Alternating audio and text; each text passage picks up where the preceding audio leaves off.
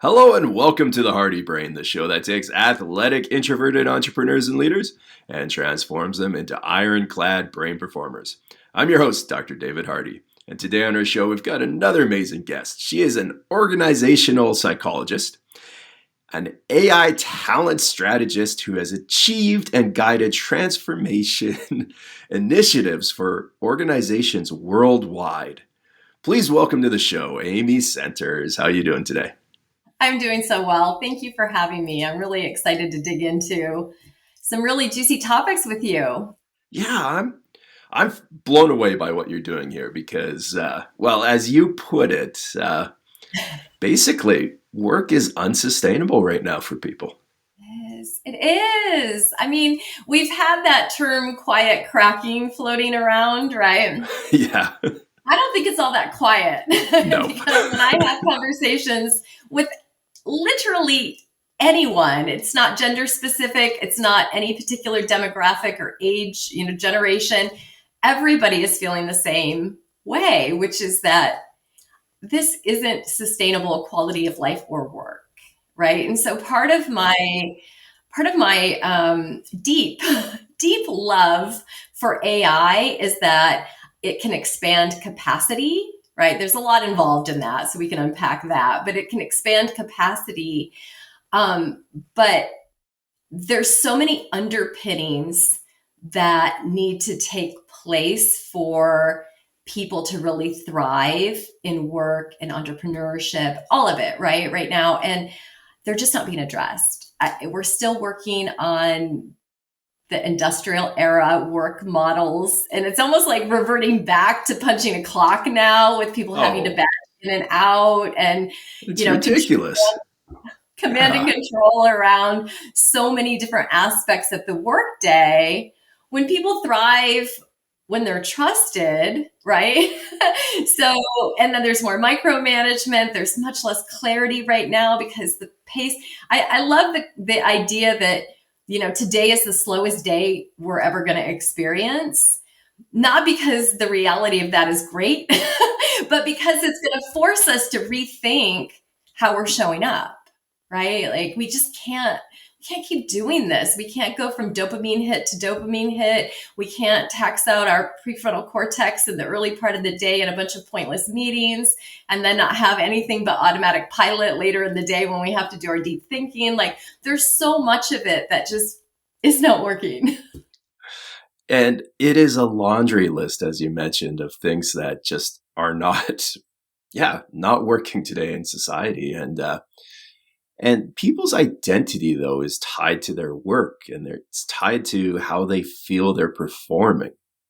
And now yeah, it like differentiates us from others sometimes as well. And it's this huge identity that people take very personal. And I think a lot of it too is right now people feel overwhelmed by technology in this arena. Like you mentioned, pointless meetings. Well, pointless meetings have shot through the roof since we had more technology. Like, Which is also not being approached in the right way, because for me, at least correct. my journey, and I'm sure I'll be curious to hear yours as well with, working with AI, is you need agency, you need freedom, you need creative license, you need to be able to make mistakes with it. And everything seems to be tightly wound. So then there's this, to your point, this added layer that didn't even exist maybe 2 years ago that people are also grappling with. Like, yeah, nobody, I don't know that anybody's really doing it all that well.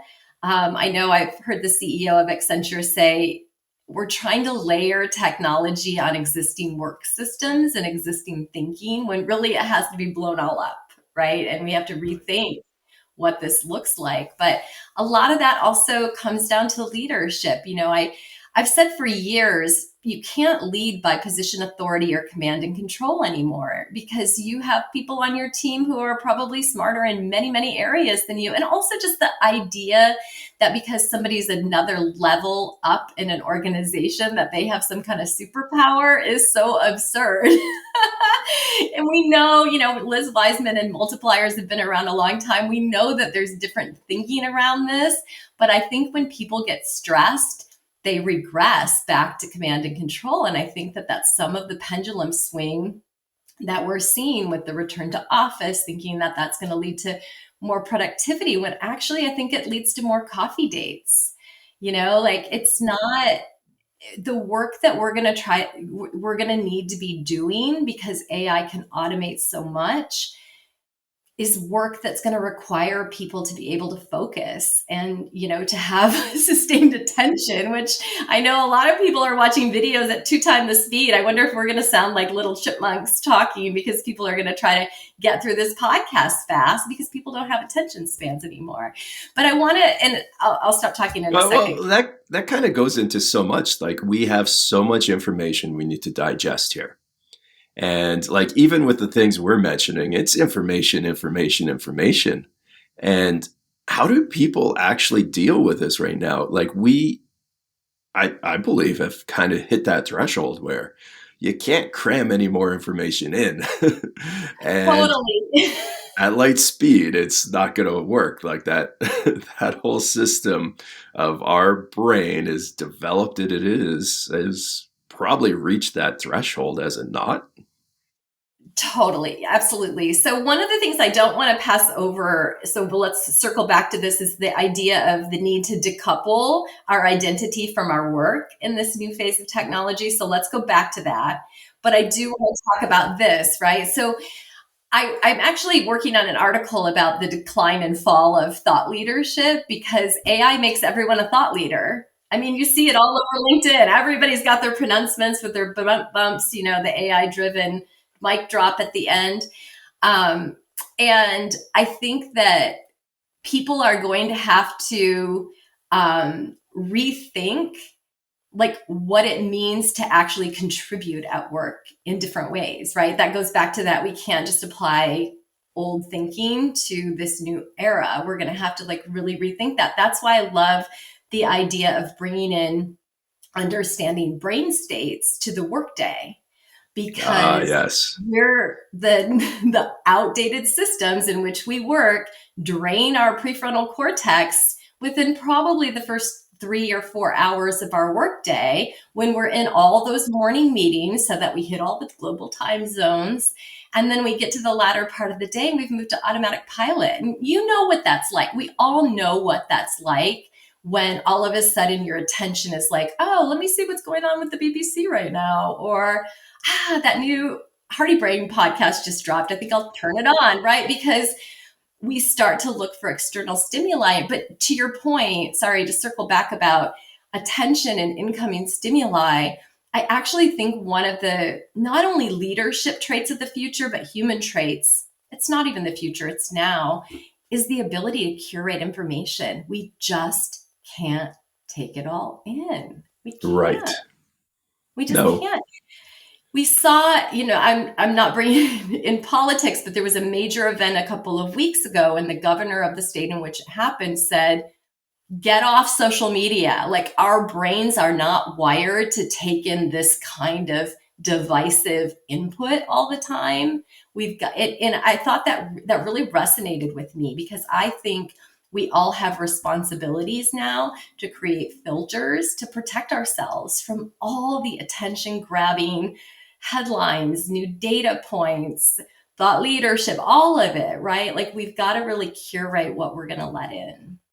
Okay, so is this one of these underpinnings you're talking about? Is, okay, well, let's first look at our biology, how the brain actually works, and how much bandwidth or memory or attention span we actually have to get a task done. And that's going to change throughout the day, and it's going to be different for each person. We'll go into that again. And then, of course, it's, okay, well, filtering, curating, and actually planning and organizing all this information and integrating it with the time we've got. Am Yes. I kind of on the right track here? I think that's exactly right. Yeah. I think that people also, I feel like I keep saying people of the future, but it's actually now. Like It from today is. Yeah. forward, we really have And really that is that leading part right now, is to figure this out so that people can share it with other people. Because you're right, it's no longer about facts because we can get that in a it can come up faster than we can type it. So absolutely. how do we We're actually analyzing do data. this stuff? Yes, absolutely. I mean, AI can do all that stuff. It can synthesize, it can summarize, it can do all the things, right? So, what we have to do is be like air traffic controllers of information, our input and our output, right? And Right. I think that, being conscious of the fact that we get roughly on a good day 2 to 4, maybe 5 hours of our prefrontal cortex at work. We're certainly not getting the whole day.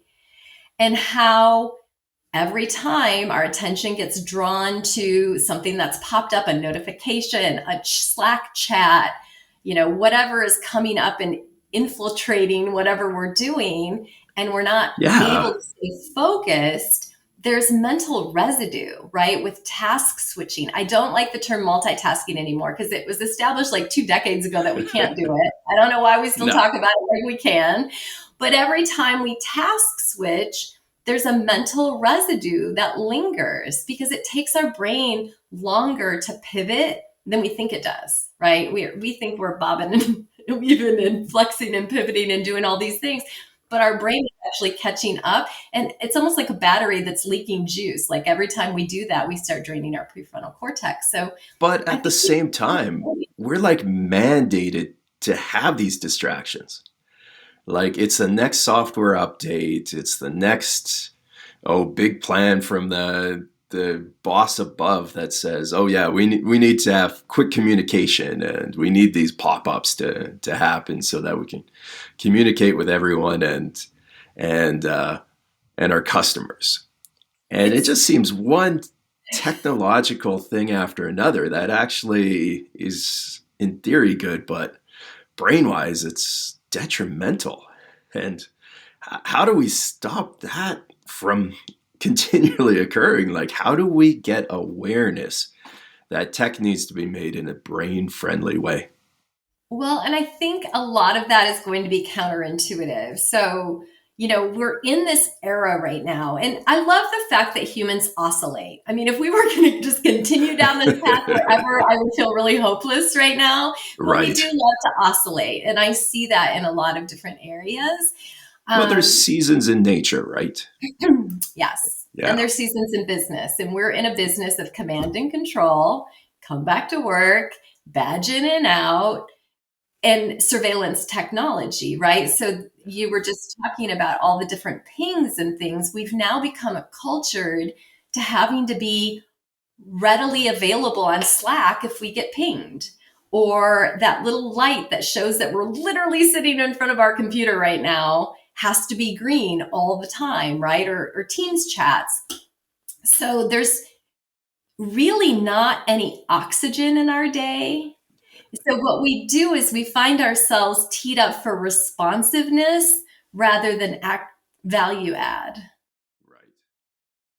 And I think that that's a little bit tragic.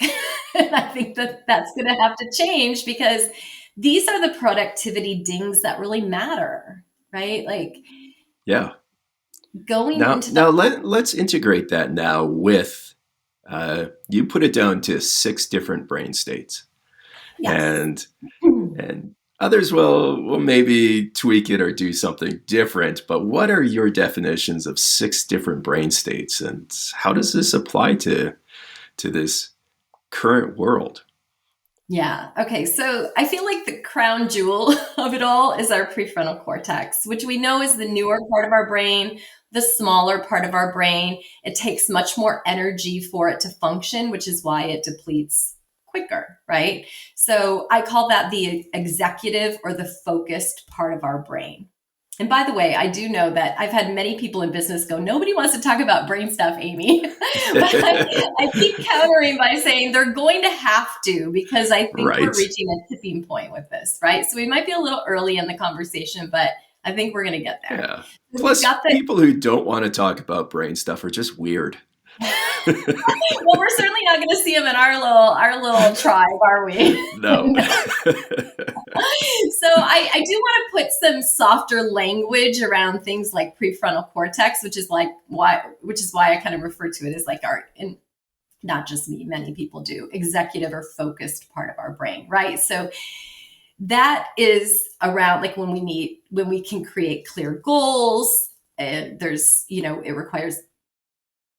it doesn't require quiet space, but it thrives in a Thrives more, in. the quiet environment, and it thrives with autonomy, right? Yes. Um, Well, too, like the brain is a sensory organ.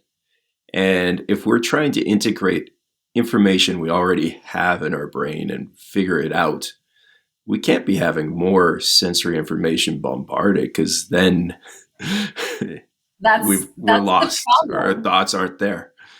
That's kind of the Yeah. modern employee paradox, right? Or leader Right. paradox. Yeah. So all We're levels. gonna whip you to think better, but we're we're gonna make it very difficult. We should have a reality show like Survivor, right? We throw all these obstacles in the way, and can you get meaningful work done by 5 or 6 or 7, whatever? Yeah. That's a whole other thing. Um, but how it feels when you're in your prefrontal cortex is you feel calm, you feel strategic, you feel empathetic, you're online, right?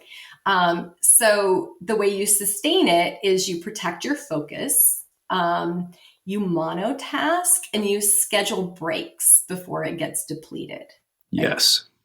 So that's one of the states. The other one is habitual, which is when we slide into our basal ganglia. So this is really good if we're doing things that are repetitive, routine, or creating checklists. It feels very efficient, steady, and slightly detached. And when you kind of are in that state, or when your brain has moved into that state, that's when you want to do things like, think about, what it like the admin tasks of your day, Yeah, right? these are kind of the read and react part.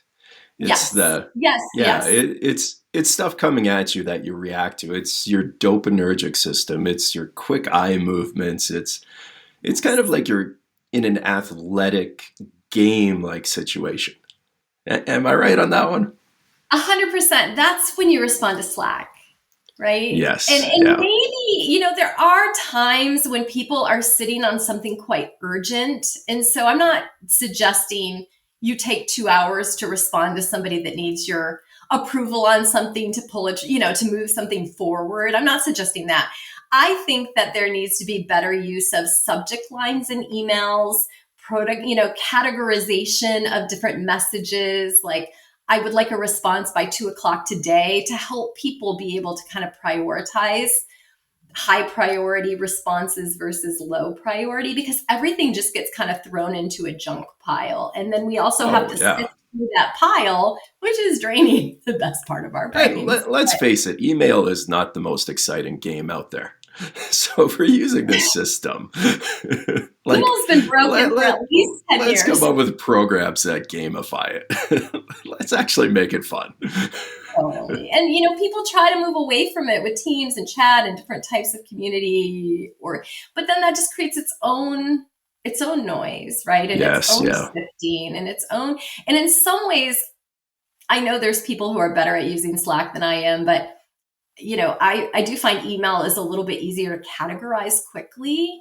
And some of these Oh, other yeah. tools, anyway, I don't want to get into the logistics of that, but there's a lot of rethinking that could be done in this space. Let's just say Yeah. that. All right, let's go to the next brain state. Yeah, because there's 6. It's a lot. The next one is reactive, our threat response, right? So our limbic system and our amygdala, and that is our fight or flight. So tight chest, fast talk, blame or avoidance. We know when we're emotionally triggered, we've at least had EQ in our lives. I don't know, Oh, has it been yes. 40 years? It's been a long time that we know about EQ. So we understand about self-regulation, that 10 seconds of messaging going from our limbic system to the, more responsive parts of our brains. I think people know this, right? Do Um, people know I'm hoping so, but they Okay. might not know it kind of when it's labeled. They feel this all the time.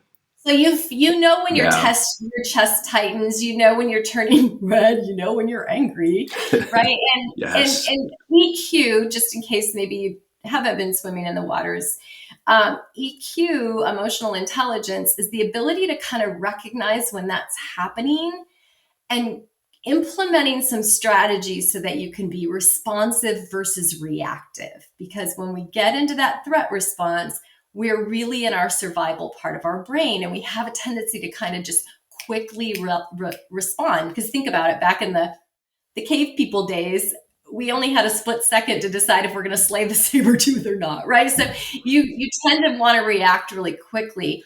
In our modern environment, that can be a real challenge, right? And there's no Because threats at work, right? the social threats versus Yeah, the or physical threat. human evolved. I want to Yeah, say fake threats, but they feel real threats. yeah, absolutely, All right. absolutely. So we've got three so far. We've got the executive, we've got kind of the game like situations, the basal ganglia, and then Yeah. we've got our fear centers, which can be wound up like nothing else. And Yes. what about the other three here? Yeah, so default is a reflective state, right? So that's kind of when you're in the shower and you're having some really creative thinking, but it's like in a kind of drifting sense, or maybe you're in your commute during downtime. So there actually can be some really good thinking in that state, but that's another one of the six. The other one is flow or integrated. So this is the prefrontal cortex plus the basal ganglia plus a dopamine loop, right? So Oh, this is okay. when Yep. you feel energized, immersive, timeless, like you've got that flow happening when you're doing some work. And then there's depleted or offline, when you have very low prefrontal cortex activity and your survival circuits are activated. So this can be triggered by not sleeping well, to our earlier point, the constant onslaught of input, and decision fatigue, which is also something that's incredibly ubiquitous in daily work activity as well. I think people are really struggling with decision fatigue. And with the advent of AI, they're also now struggling with ethical fatigue, because there's Ah, so many yeah. different ways to have to navigate technology, that's another layer that people have to consider. Right. Now, how many people do you think are like almost living in their survival mode? You take a guess first. I don't know. What do you think? Way, way too many. Yeah. Everyone I talk to, I can't remember the last time I talked to anybody who was like, I just sailed through my day. It's, I hit all the high notes, and it's done with calm and grace and ease. I Right. don't And I'm going know. home energized. Yeah, I'm I going think home I at can get a workout in. 5. Yeah, I haven't heard that in a long time, if ever. Yeah. I do think there was a spike of mental fitness prioritization, sort of as we were drifting out of COVID. I do think that there was a bit of that, but then we had the existential threat. So I don't know. I don't think anybody's operating in their best self state. Do you? No, I don't think so. And especially with all the other stressors that are hitting people outside of the work environment, It's that on so many everything's levels. gone up in price. People just are generally struggling all around. And a lot of people, too, like they know there's better jobs, careers out there that would fulfill them, but who's going to give up the money they need right now Yeah. to barely scrape by. And Yeah. And all of these factors, when we talk about like what are the levers that are making business competitive, these are the really important levers, right? The productivity, the Gallup's been trying to measure engagement for at least as long as EQ's been around, so decades. And it's actually declining. And it's all about discretionary effort. People right, yeah. in general, I'm not sure, are putting discretionary effort in en masse. I think that when you do it, I know from personal experience too, it's when you have good connectivity with your leader, you're trusted, you're valued, you've got a multiplier leader who thinks you're really smart, and you'll step up and you'll extend yourself. But I think leaders also are so overwhelmed right now. They're not operating out of their best states, and self-regulation can be really Yeah, difficult. that was going to be another kind of thought point I wanted to pick your brain on. Yeah. Who's needing solutions more? Is it the leaders or the people who have to follow directions? I always think that managers, leaders are the linchpin of it all, Okay. because Yeah.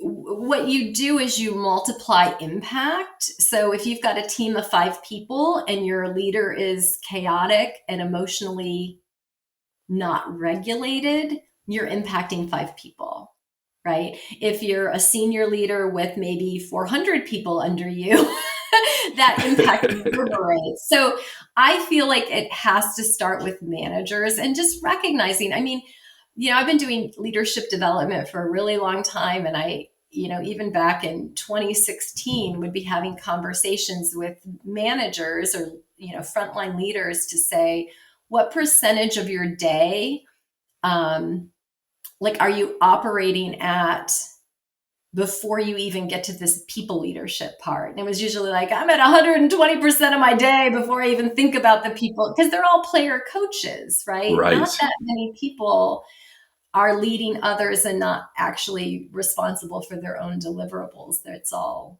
a mix now. And I So think it's you have been good. in that game for a while here, and you're having conversations with people who want to organize their companies in a better constructive way. Um, but so much of this is right now reactionary, and we're Yes. trying to plan the future that's already occurring 5, 10 years ago. Um, what are you seeing that kind of gives you hope that, yeah, we can make a way better work environment and get people functioning better and actually enjoying their lives? Great question. I feel like sometimes, especially in the workspace, this doesn't happen until there are pain points that actually impact the bottom line, because so many decisions are made on a spreadsheet or maybe smart sheet these days, right? And so I think that that's what's going to drive the tipping point.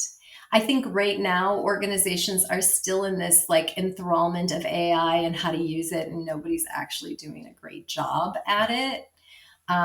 So I think we're a little bit early with our conversation in terms of widespread engagement with this type of awareness. But I think we're going to get there, because going back to the earlier part of our conversation, people are cracking and it's not quiet.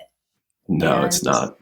when you're Yeah. fueled by caffeine and a lack of sleep, and you feel pressure to be in the office before your boss gets there and stay after they leave, and you can't pick up your kids from school because of that, or take them to the doctor, whatever it is, people are splintering. And I think a lot of times they're masking it, but the internal turmoil is not conducive to being their best selves at work, right? So you're working on this though, aren't you? Yeah, I'm in a Yeah. lot of conversations about it, rethinking, what are some what are, don't ask me for some detailed lists right now, because I'm still kind of thinking about how we can do this, but I'm actually spending some time thinking about, okay, so if we blew up the concept of meetings or performance evaluations or XYZ, like what could this look like in the future? But I think the conversation is the starting point. Somebody once told me, raising awareness is how you solve the problem rather than trying to solve the problem. And they use Slack as an example. Slack was invented with people trying to communicate over some project management work or something like that, right? So I think that we just need to be having this conversation and bringing in some deep thinking about what this looks like, because we're going to have to rethink our systems. That's the difficulty of it. I can talk all day about employees and leaders, and I can have some impact there. The systems, the mass systems of how we operate in the world of work, it might be a little bit outside my influence, but I can have the conversation, and we can be engaging more and more people in the conversation, and we can get, more thinking around what this could look like Right. and bring awareness Oh, to. and I applaud you for having these conversations and to starting them and getting them out there, because even if somebody had an amazing system planned out for all of humanity, if they then went and said, here you guys go, it would fall apart without conversations. And not just that, you're coming up with some solutions to this. What are these solutions that you're already putting out there to get the ball rolling with improvement here? Yeah, so this is where I think, when I stated earlier, I'm enthralled with AI. I think that this AI can help us work through a lot of this, right? And so right now we're in sort of a hygiene state with AI, which is looking at productivity measures and a little bit of brainstorming, writing better emails, like really kind of low level automating tasks and things of that nature. But I think we're going to get into more complex human machine integration in the next year or so. And so I think that that's going to force us to move beyond productivity and think more about how we're going to expand capacity. So I don't have some, I could talk to you about different ways to leverage technology to, we know the note taking and this, summarizing meetings and things, but we have a personal responsibility for this as well. And also kind of on the macro sense, because even though I'm kind of critical about the command and control nature of organizations right now, people need to show up to the plate. Like, you can't Right. work Yeah. remotely and have your camera off all day and you're disengaged and you're doing your laundry for, the middle of the day. Like, people need to grow up in that realm. But also with the use of AI, people need to have some agency and really be thinking about and have some personal responsibility for, how can this help me specifically, right? Like, what are the things that this can help me in ways in which I can expand my capacity in meaningful ways and contribution to the company? Like, it's going to take an individual relationship. I think it's already happening that there's sort of AI human strategists. I think that's going to evolve to psychologists. Like, there's going to be a real integration of thinking, and people have to come to the table with a commitment and a openness, I think, to really kind of engage the ways that they can work better. Like, this is a collective conversation, right? So sorry, I kind of went around the point because I have a lot to say. But I think, I love this because, yeah, you're talking about, okay, well, how do we integrate this? And most of this is with people who are fully functional or pretty functional yeah, brain-wise. yeah, And I think, too, when we're looking at all of this, we have to realize that when we talk about basal ganglia and we talk about all these other parts of the brain, there's a lot of people out there whose brains aren't firing efficiently. And that's, too, like we mentioned, psychologists and, of course, the organized psychologists like yourself who are really putting this framework together. But at the bottom of the pyramid or the foundation is brain health and making people more efficient. And some of the things out there that you're promoting is really in tune with that as well. And yeah, I like how every aspect is getting looked at and how you're working on it. Can you tell people, though, more about Smart Work Labs and the work you're doing and how they find you? Yeah, absolutely. I do want to circle back because when I was kind of dancing Yep. away from a question, I realized you brought me back to what I was wanting to say initially, which is that going back to that idea of personal responsibility, it doesn't serve anybody for us to show up with no sleep No. and fueled by sugar and caffeine all day and At a bare racing minimum. around. Right. Yeah. So going back to there's some hygiene activity and then there's like delighter activity. There's probably more things in the middle, but we do have a collective responsibility to show up, be collaborative, protect our brain state, be sort of a functioning human in the Right. day. And I think Yeah. that a lot of people have allowed the pressures that we're all facing to erode some of those underpinning hygiene factors, like showing up well rested, making sure you're not, even though I'm kind of doing that this morning, you're not having a conversation solely on coffee. Right? Like, you got some protein in the morning. Like we've got some things that we can work with to help us show up as our best selves. And when we get under stress, we tend to jettison them out the window. But to talk to you about SmartWorks, it's really kind of my little innovation hub where I'm thinking through these ideas. So I'm pulling together a model called BQ, which is sort of brain state awareness, right? It's the things that we talked about. So it's checking in, much like how with EQ we check in with our emotional state. With BQ, we understand where our brain is throughout the day, that we peak at our prefrontal cortex around 8 or 9 in the morning. It starts to dip. 2 o'clock is not the best time of day to be doing those complex problem solving, activity. And so helping people kind of understand how they can work with their brains rather than against them. That's really the core of what I'm doing right now. I also have some neuro infused leadership initiatives. But really the focus right now, I want to not diffuse it and keep it really focused on spreading the message around brain state awareness, because I think that it's the missing link that we haven't been talking about. Right. Wow. And then how do they find you? Yeah, so you can find me on LinkedIn. You can connect with me on LinkedIn, follow me, whatever your preference is. And then also, I have a website, smartworkslab.com. I also have a Tuesday newsletter called Smart Takes on Substack. And I have some Medium articles as well. So you can find me lots of Wow. places. Yeah. This is invaluable information. So definitely reach out to Amy. So smartworkslab.com or LinkedIn.